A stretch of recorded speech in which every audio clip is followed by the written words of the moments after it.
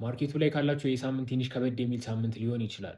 ለምን እንደሆነና እንደተለመደው ደግሞ በዚህ ከፊታችን ባለው ሳምንት የሚኖሩንን ትላልቅ ፋይናንሻል ኢቨንቶች በሙሉ እነግራችኋለሁ። እነዚህ ቪዲዮዎች በየሳምንቱ እንዳያመልጣችሁ ፎሎ እያደረጋችሁ። እሺ ሰኞ ላይ እንደምታዩት አይኤስኤም ማኒፋክቸሪንግ ፒኤምአይ ይኖረናል። ከዛም በተጨማሪ ደግሞ በጣም ተጠባቂ የሆነው ለመጀመሪያ ጊዜ በፊት የፌድ ቼር የነበረው ጀሮም ፓውል አሁን ደግሞ የኤፍኦኤምሲ ሜምበር ለመጀመሪያ ጊዜ ንግግር ያደርጋል ማለት ነው ከቼር ከወረደ በኋላ።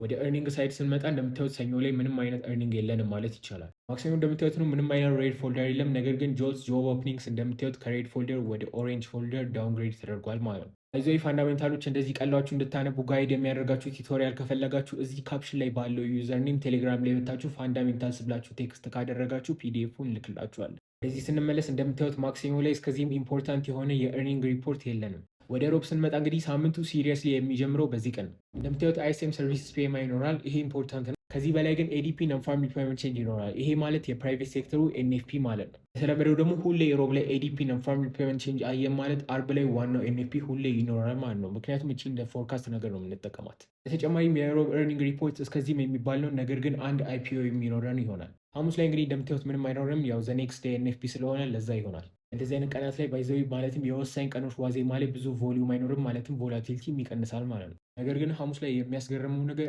4 አይፒኦ በአንድ ቀን የሚኖረን ይሆናል። አርብ የሳምንቱ መጨረሻ እንግዲህ የሳምንቱ ዋና ቀን ነው የሚሆነው። እዚህ ጋር እንደምታዩት አንኢምፕሎይመንት ሬት ይኖራል እና ደግሞ አቨሬጅ ሃወርሊ ኤርኒንግስ መንዝ ኦን መንዝ ይኖረናል። በዋነኝነት ግን በዚህ ቀን 9 ሰዓት ተኩል ላይ ነን ፋርም ኢምፕሎይመንት ቼንጅ ወይም ደግሞ ኤንኤፍፒ ዳታ የሚለቀቅበት ቀን ነው። ሳምንቱ እንግዲህ ይህንን ይመስላል። የፒዲኤፋችሁን ኮፒ ግራብ ማድረግ እንዳደረሱ ይመቻችሁ።